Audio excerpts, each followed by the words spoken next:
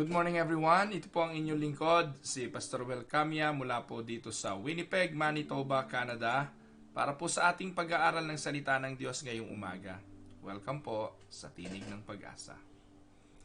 Magandang araw po Ate LV Paredes, Kuya Dol, Marjorie Enriquez Almasar, magandang araw. Tita Castillo, magandang araw po. Ate Vanji Magnaye, purihin po ang Panginoon sa umagang ito. Salamat po sa inyong patuloy na pagsubaybay sa atin pong mga pag-aaral. Samahan po ninyo ako sa atin pong pag-aaral ngayong umaga na atin pong pinamagatang Ways to Improve Your Marriage, Avoid Divorce, Save Your Marriage. Alam niyo po mga kapatid, isang topic po ito na marahil ay hindi nalalaos sapagkat ang usapin ng problema sa mag-asawa ay hindi rin naman natatapos. Araw-araw ay may mga kaso ng paghihiwalay, maya't maya ay may usapin sa mga buhay ng mag-asawa at ito po ay isang bagay na tuwang-tuwa ang kaaway na wasakin para siya'y magtagumpay. Simula pa lang sa hardin ng Eden ng likhain ng Diyos ang tao, isa na po sa sentro ng pag-atake ng kaaway sa buhay ng tao ay ang guluhin ang kanyang relationship. At alam niyo po mga kapatid, it takes really an effort to protect, to nurture, and to grow a marriage. So, ang hirap balansihin between work schedules, between children, between obligation, and sometimes it can seem impossible to maintain that partnership, that relationship. And when problem arise, some couples find that it is easier to divorce and to be separated than to maintain the relationship. Sa Pilipinas, wala naman pong diborsyo. Wala naman po doong divorce, pero alam niyo po ba na ang rate ng paghiwalay sa Pilipinas ay very rampant.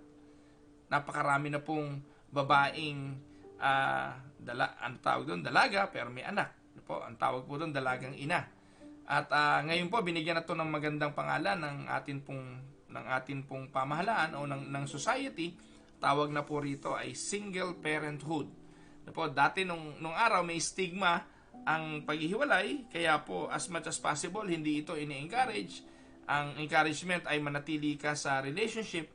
Kahit na nga po minsan nagkakasakitan na, nasasakal na, ay pinananatili na magsama habang buhay kasi nga po may stigma na kapag ikaw ay nakipaghiwalay, ang tawag sa iyo ay disgrasyada, hindi po ba? Yung babaeng dalaga na nabuntis ng walang ama, nang walang asawa, tawag doon nung araw ay disgrasyada. Ngayon po ang tawag doon ay single parent.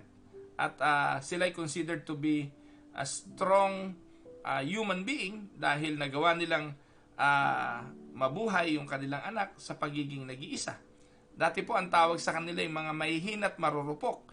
Pero ngayon sila ay matitibay at sila ay malalakas dahil sa kabila ng kanilang pagiging solo ay nagagawa nilang alagaan at tarugain ng kanilang mga anak. Well, no offense meant sa mga single parents, pero ito po yung takbo ng sanlibutan ngayon at yung dating norm ay hindi na po ganun ang norm ngayon. At para bang normal na ngayon na makikita natin sa television ang constantly palit-palit ng mga partners. Noong isang araw, ang partner ni ganito, si ganito, paglipat lang ng ilang buwan, magugulat ka on national TV, sasabihin, ito na pala yung magpartner ngayon. At para bang nagpapalit lang ng t-shirt o ng damit o kung ano man. Na ganun kabilis ang transition ng mga relationships. At minsan, nakakalungkot na itong buhay na ito na ipinamumuhay ng mga tao will take a toll on human relationship. Kasi sila yung mga madalas ginagaya.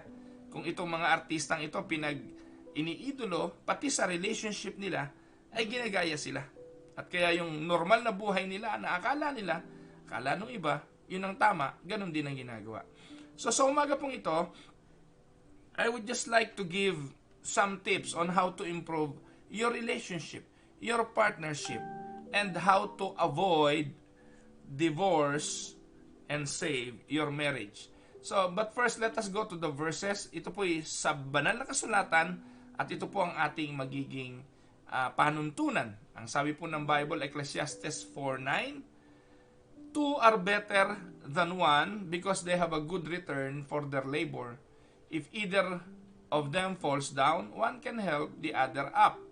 But pity anyone who falls and has no one to help them up.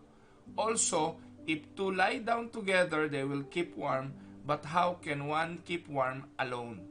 So pinakikita po rito yung importansya ng dalawa, ng partnership, ng may kasama sa buhay. Kaya nga po, lagi nating nagiging biruan at tuksuhan kapag single pa yung babae o yung lalaki.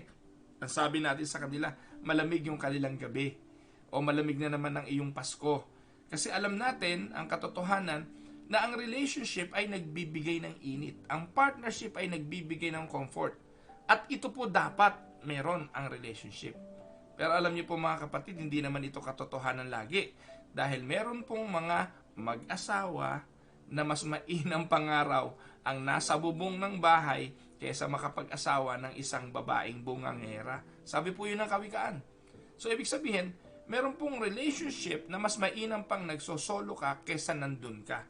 At ito po yung mga relationship na talagang nag-turn sour, naging isang toxic na relationship at hindi agad na pagtuunan ng pansin para i-fix o iayos. Ang sabi po ng Bible, Mark 10:9, therefore, what God has joined together, let no one separate. Ang pinagsama ng Diyos, hindi dapat pinaghihiwalay ng tao. Ito po yung prinsipyo na ayon sa banal na kasulatan. Ngayon, let us zero into our topic. Medyo mahaba-haba po ito at maaring hindi ko matapos lahat. Pero I would like you to consider some ways to improve your marriage relationship. And the first is to commit to your relationship. As long as you commit to the relationship at nangangako ka na hindi ka makikipaghiwalay at itong taong ito, whether itong lalaking ito o ikay lalaki, itong babaeng ito na ibinigay sa akin ng Diyos ay magiging kasama ko habang buhay, wala pong mangyayaring divorce. Ang problema po kasi laging may boses na nagbubulong sa likod ng ating mga tenga ng possibilities ng paghihiwalay. Lagi mo naririnig, mas payapa ka kung wala na yung lalaking yan. Pag naghiwalay kayo, magiging mas okay ka, mas may kalayaan ka, wala kang stress. At kung ano-ano pang tinig na naririnig mo na nag-e-encourage ng paghihiwalay. Pero hindi po yun totoo. Madaming nauhulog sa paghihiwalay ang napupunta sa mas magulong buhay at magulong relasyon kasi wala namang kasiguruhan na hindi ka papasok muli sa relasyon at wala rin kasiguruhan na yung papasukin mong bagong relasyon ay magwo-work out. Ito pong tandaan ninyo, kapag ikay winasak ng isang relasyon at hanggat nananatili kang wasak, wala kang karapatan na makipagbuo sa iba. Dahil yung taong buo na iyong matatagpuan, kapag nakipag-unite ka sa kanya, wawasakin mo rin siya kasi hindi ka naman buo. So you are not allowed to enter into a relationship as long as you are broken. You need to be whole again. Kailangan mong buuin ang iyong sarili sa paniniwala na ikaw ay parte ng pagkawasak ng dating relasyon. Or else, maghahanap ka lang ng perfect relationship na wala naman. Kailangan mong gumaling. Kailangan mong gumaling sa sakit ng dating relasyon bago ka makabuo ng isang bagong relasyon uli. Kaya po, imposible yung bagay na iniisip mo na option ang pakikipaghiwalay. Mas marami po napupunta sa mas masakit, masalimuot at paulit-ulit lang na kaguluhan ng relationship. Kaya yung iba nakakarami ng anak Ang daming anak, iba-ibang asawa, iba-ibang lalaki, iba-ibang partner. Kaya ang encouragement dito, hindi dapat option ang divorce. To combat the risk to your relationship, decide ahead of time that divorce is not an option. Kailangan mong gumaling. Kailangan mong mawala ng sama ng loob, kung ano man ang naging pang-aabuso. Dapat makapagbigay ka ng pagkakataong magpatawad at buuing muli ang iyong sarili kung nais mong pumasok muli sa relationship. Pero that seldom happen. In fact, the thought o yung pakikipaglaro sa idea that you might be better off outside of your marriage can put a major strain on your relationship. Kaya napakahalaga na kapag narinig mo yung boses na yon at idea na mas okay ka kung divorce, mas okay ka kung hiwalay, antimano sawayin ang idea na yon. No? Even if you never voice those thoughts, pero mas delikado if you will voice the thoughts. Yung idea na maghiwalay na nga tayo, pagod na ako rito, paulit-ulit mong sabihin yon. And you will go to that idea and it will happen in reality. Totoong magkakahiwalay kayo. In fact, the thought alone might cause a major break in your motivation to try to improve your marriage. Kapag lagi mong pinaglalaro sa isipan mo yun, tatamarin ka na talaga na i-work out yung relationship. Kaya marami ang sooner or later, humahantong talaga sa paghiwalay. So, that is the first way to improve your relationship. Commit to your relationship. Take note, no? Ang pangako ng pagsasama habang buhay ay hindi mo pangako sa iyong asawa. Dapat ito ay pangako mo sa iyong sarili. Na from now on, myself, I will commit to this relationship.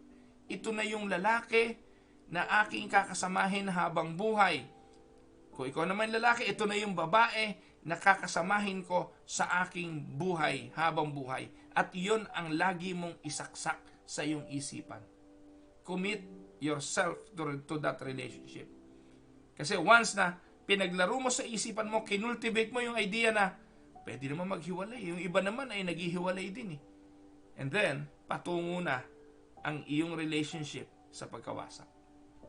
Ang susunod, number 2, honor and respect your partner. This is very important.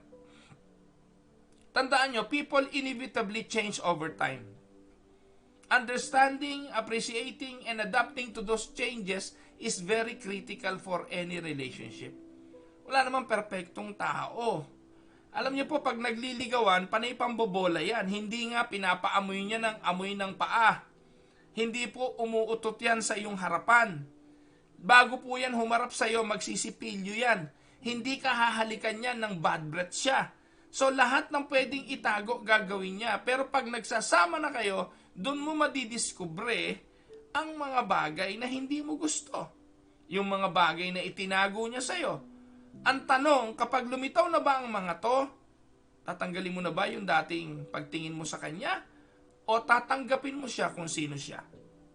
Kaya nga napakahalaga mga kapatid na bago pumasok sa pag-aasawa, inaaral muna kung kayang tanggapin yung mga katanggap-tanggap na yan eh. O yung mga bagay na hindi talaga katanggap-tanggap. So nagbabago ang tao. So ang point ko rito, instead of looking on those things na ayaw mo at mga pangit sa iyong paningin, start by making a list of your partner's best qualities. And keep on reminding yourself of the wonderful person you married. Marami noon. Opo, hindi kasing gwapo ni Piolo Pascual ang asawa mo, pero ubod naman yan ng sipag. Ano gusto mo, Piolo Pascual na ubod ng tamad na hindi ka pakakainin? So may mga qualities marahil, kaya mo nga nagustuhan yan eh. In fact, wala ka sa relationship na yan kung sukang-suka ka sa kanya in the very beginning. Hindi ka papasok sa relasyon yan kung talagang wala ka ni katiting na pagtingin. Naniniwala ako, meron yun. At may nadiskubre ka na something that you admire, that you love to that person. So, try to honor that and respect him. Ang mabigat ito, marami pong tao, kapag may mga pangit na nakikita sa kanyang asawa, binobroadcast pa. Ang hirap na nun bawiin. Lalo kung shoutout sa Facebook. Tong asawa ko ubod ng tamad, tong asawa ko ganito, sinaktan ako ng asawa ko, ganito, ganyan. At minsan, lalo na kung hindi totoo. Or miscommunications. Or maling interpretasyon mo. Katulad halimbawa ng napaka-busy ng iyong asawa sa trabaho dahil gustong kumita para sa pamilya, pero ang interpretasyon mo pagwawalang bahala. Walang time sa iyo at walang time sa iyong mga anak. And you will keep on posting that sa Facebook at pagsasabi mo sa mga kaibigan mo, it will be a disrespect sa isang tao na ang layunin lang naman ay paglingkuran ka at ang iyong mga anak.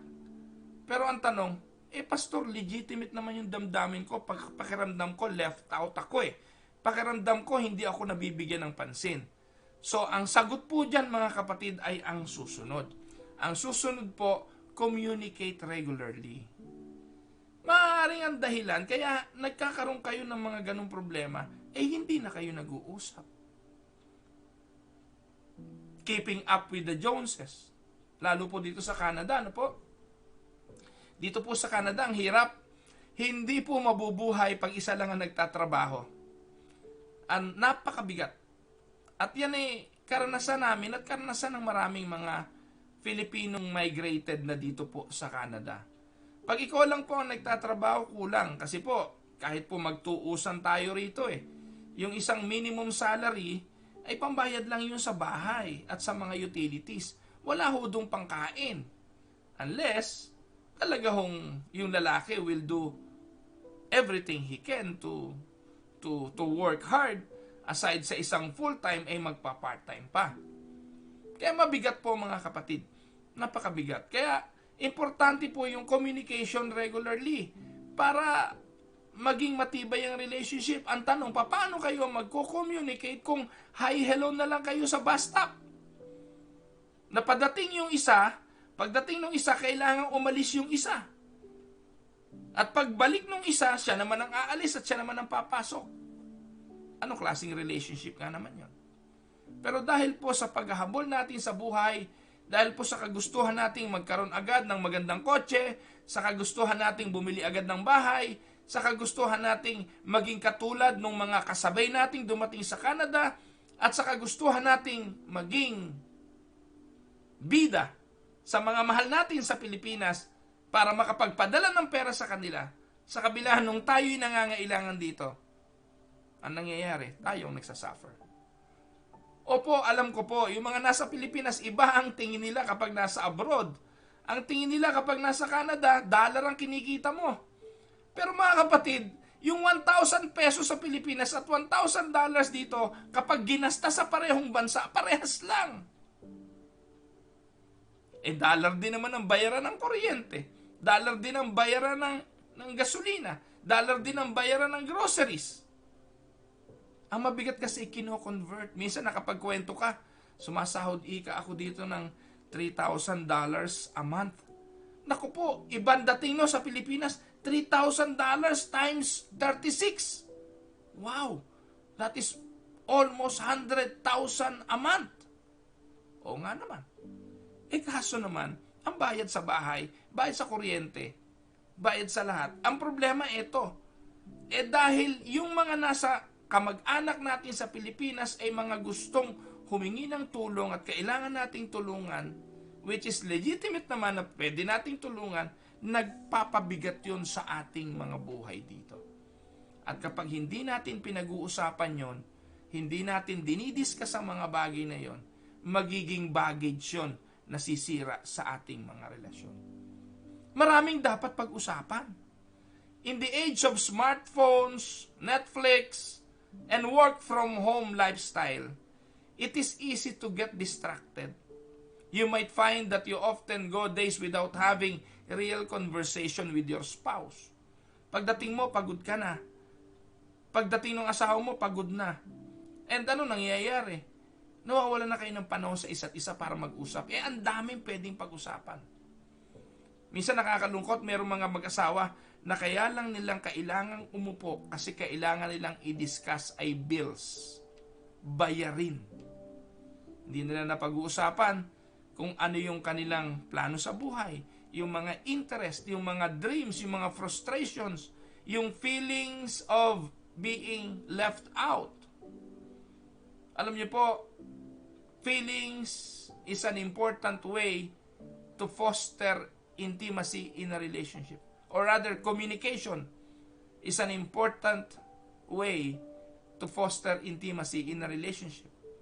Communication is crucial because without communication, para kayong isang pamilyang bingi. No, nagsasama kayo pero hindi kayo nagkakaintindihan. It's also crucial that you also listen to your partner voice their thoughts. It can be helpful to set aside at least 30 minutes each day.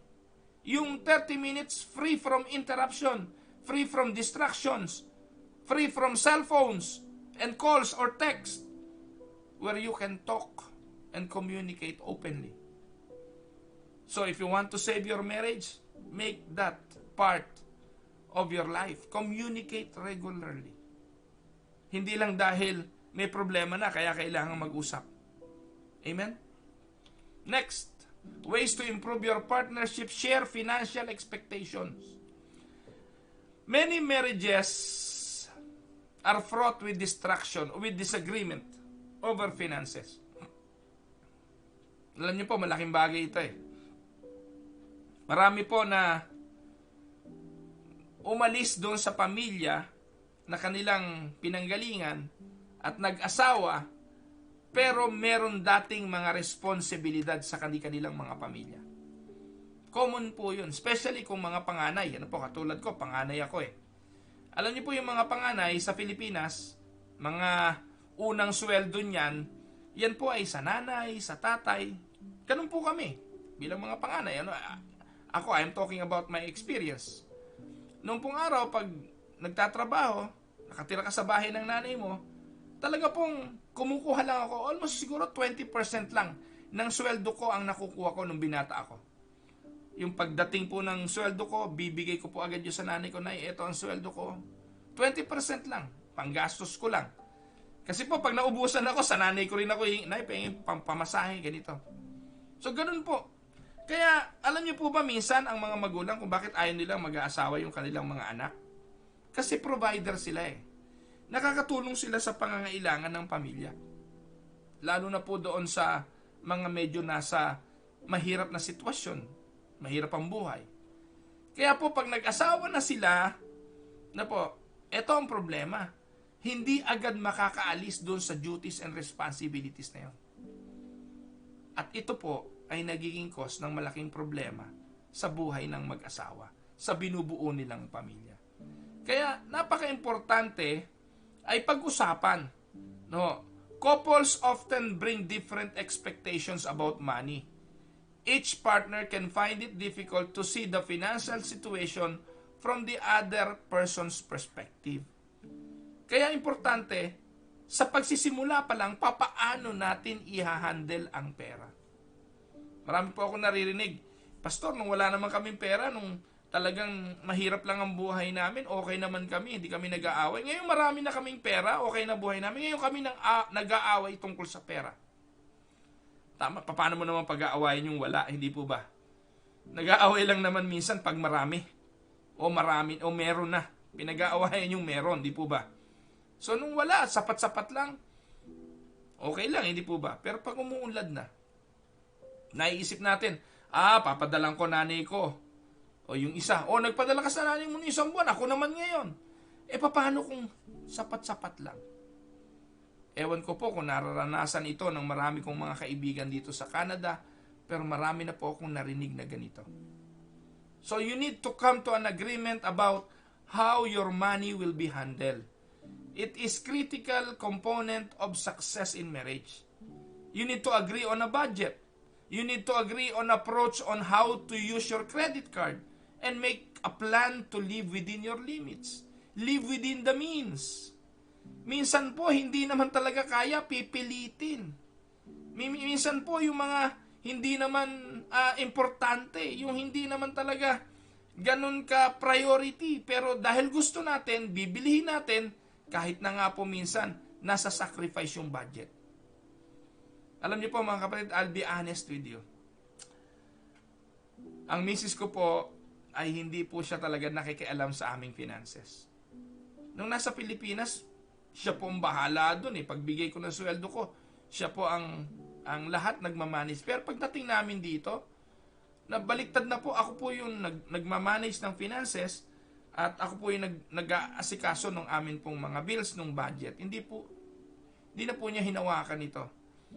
As much as I want her to be part of the financial management, sabi niya, nandiyan ka naman eh. Pero minsan naiisip ko nga rin, paano naman pag nawala ako? Ang sagot naman ng misis ko, aaralin ko yan pag wala ka.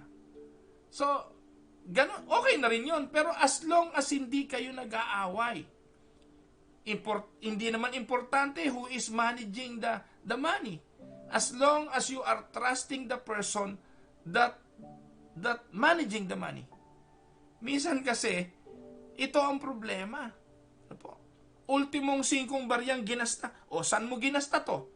Anong binili mo nito? Pare-pareho po tayo dito sa Canada, pare-parehong may card. Pero yung ikaw, kakabaka-baka na kapag ginamit mo, makikita ng misis mo yung account, makikita kung anong ginasta mo, matatanong ka. And most of the time, ito ang nagiging cause ng maraming problema. Pero itong gusto kong sabihin sa inyo mga kapatid.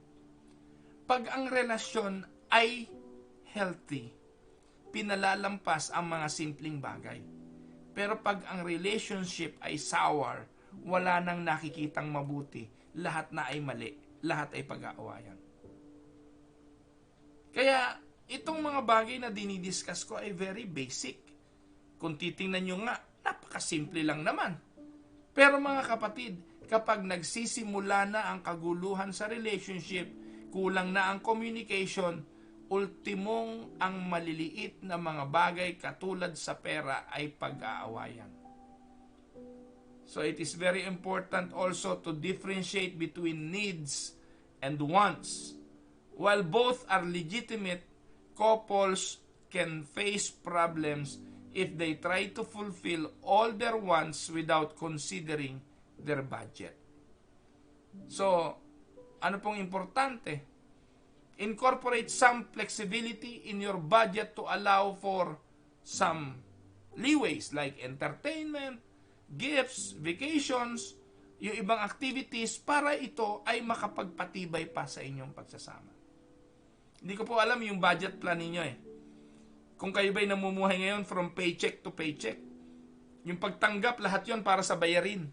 Paano naman yung konting recreation? Paano naman yung konting pasyal? Konting paglabas para kumain sa restaurant? So dapat yon kasama yon sa paggamit nyo ng finances. Pero mangyayari lang yon if you share financial expectations. Pag-usapan nyo to. Susunod, ways to improve, give each other space. Alam niyo mga kapatid, lahat tayo may kaibigan. Lahat tayo may trabaho. Si Mr. meron siyang set of friends sa kanyang trabaho na hindi naman friends ni Mrs. Ang hirap naman, lakad ng mga barkada, si Mrs. nakasiksik pa. Or lakad ng mga barkada ni Mrs. si Mr. nakikisiksik pa. So ang importante roon, tama at mahalagang meron kayong panahon sa isa't isa. Pero mahalaga rin na may panahon ka sa iba. Kasi iba yung kwentuhan ng mga barkada, yung bulastugan ng barkada, yung halakhakan ng mga barkada. Kasi ang pinag-uusapan nila, lalo na kung hindi naman naiintindihan ni Mrs. Ikaw Mrs., gusto mo lagi ka nakabuntot. Magbigay ka naman ng space. One of the hardest things to balance in a marriage is the right amount of time spent together. Too much can feel like smothering, while too little can be interpreted as inattentive. Importante ang space. Yung iba, yung sobrang dikit-dikit naman, nakakasakal yon. Pero yung masyado namang maluwag, masyado namang may space, ang pakiramdaman nun, kawala naman ng atensyon. Kaya kailangan balanse. When your partner needs space or a night out with a friend, gawa ka ng paraan para mabigyan sila ng pagkakataon. Ano po? Girls night out. Okay lang yun kasi alam mo naman na ang pagkukwentuhan nun usapang babae, iba interest ng babae, iba interest ng lalaki. May mga pagkakataon na kailangan mo sumama ka. Pero kung hindi, kung puro lalaki naman yun, huwag ka na makisiksik. Bigyan mo ng pagkakataon ng iyong asawa na magkaroon ng panahon sa kanyang barkada. No? Or else, kapag sobrang higpit mo na lahat na lang ng pagkakataon ay binagbabawalan mo yung asawa mo, kalaunan maiisip niya, mas mainam pang makipaghiwalay na ako dito. Magiging malaya ako. And that thought, no, binanggit natin kanina, wag naman sanang isipin because that can destroy the relationship. The key is that both make a concerted effort to spend quality time together while allowing each other the space to have outside the marital community. Importante yun. Pang ilan na ba to? Panlima. Siyam po ito eh. So, I guess, alas 8 na po ng umaga, mas mainam, ipagpatuloy po natin ang pagtalakay nito sa susunod pong nating tinig ng pag-asa. So, balikan niyo po ako sa susunod na Monday at ipagpapatuloy po natin ang ating pong pag-aaral. Dadako na po tayo sa pananalangin. So, reviewin lang po natin. Ano po? So, ano daw po yung mga dapat gawin para tumibay ang relationship? 1, commit to your relationship. 2, honor and respect your partner. 3, communicate regularly. 4, share financial expectations. And 5, give each other space. Ayan. So, pag nahiligang mag-basketball, payagan nyo mo mag-basketball. O si Mrs. nagyaya sa kanyang mga barkada mag-shopping, bigyan mo ng pag-shopping. Mahirap yung ikaw ang kasama sa shopping, ikaw rin naman ang mabuburyong, kaaabang at kaiintay, kaiikot. Eh yung mga babae yan, kahit maghapong magpaikot-ikot yan sa loob ng supermarket or department store, masaya yung mga yan. Kaya hayaan mo sila at bigyan mo siya ng space. Amen? So, I hope meron kayo napulot sa ilang mga tips na ito at dadako na po tayo ngayon sa atin pong pananalangin. Tayo po ay manalangin. Ama naming Diyos na makapangyarihan sa lahat, sa umaga pong ito ay nagpapasalamat po kami sa iyo sa patuloy na pagkilos mo sa aming mga buhay. Amin pong idinadaing sa iyo, Panginoon, ang mga pangangailangan ng bawat isa sa amin, lalo na po yung mga kapatid namin na dumadaan sa mga pagsubok ng buhay.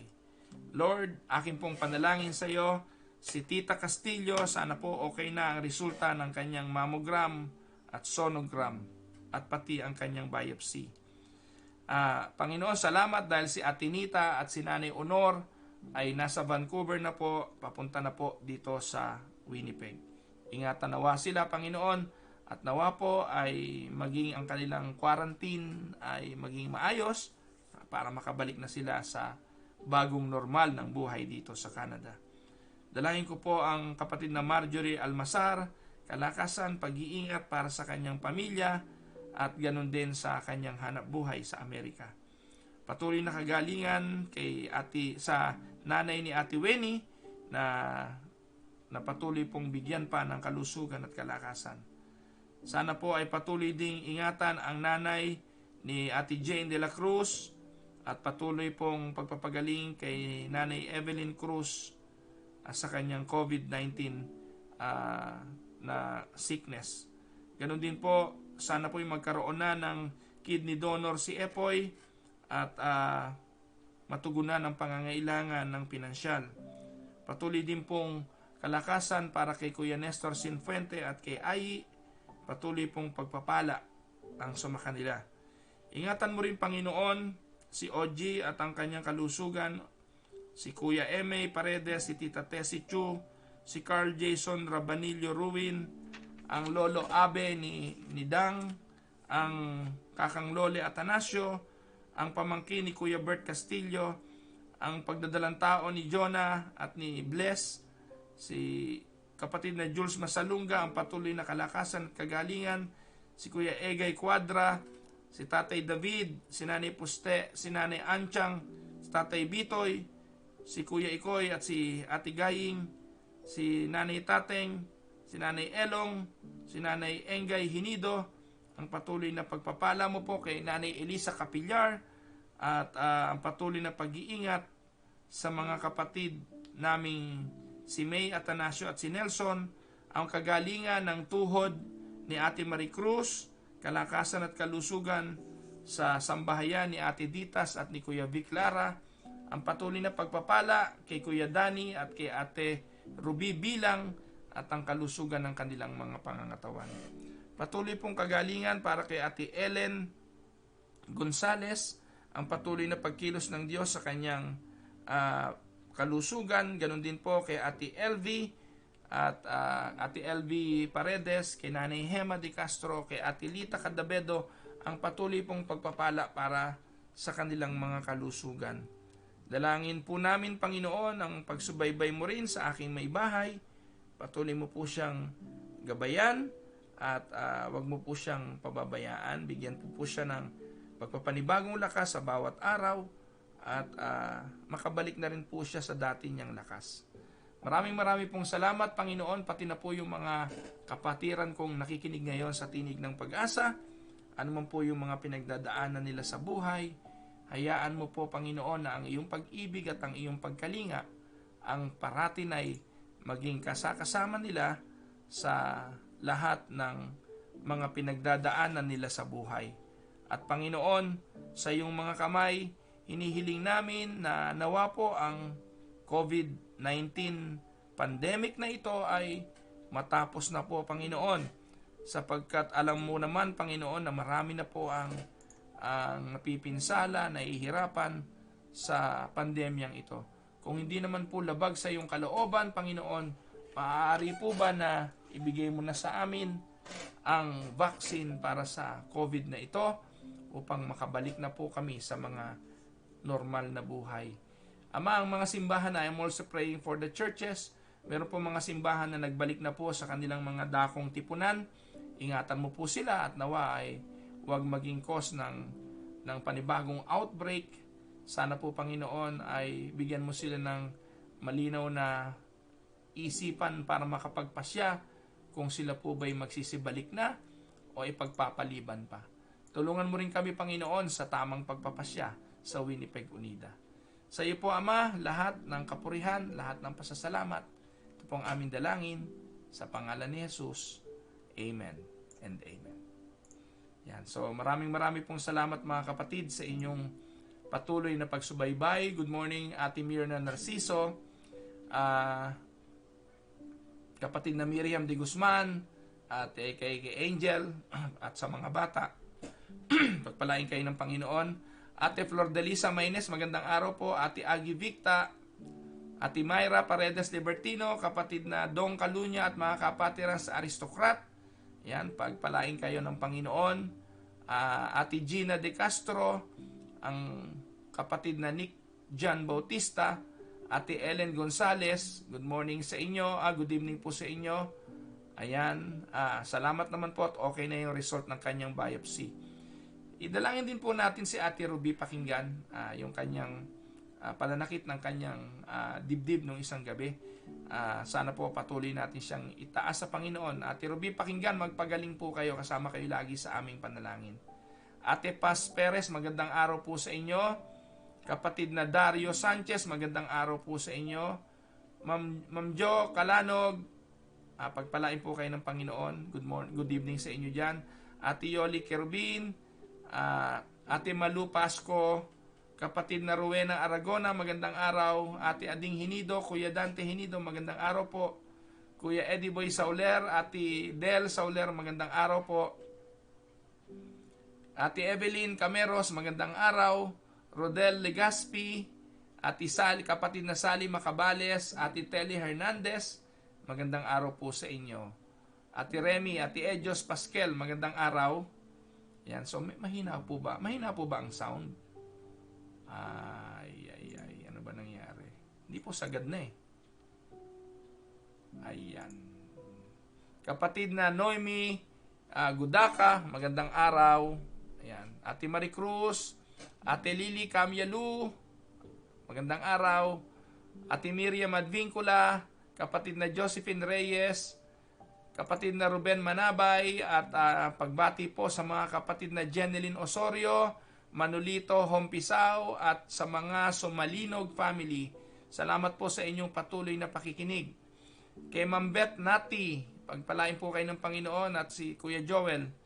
Brother Erwin Matusok, Kay Jen at sa mga bata, magandang araw sa iyo. Thank you, Brother Erwin. Pagpalain ka ng Panginoon.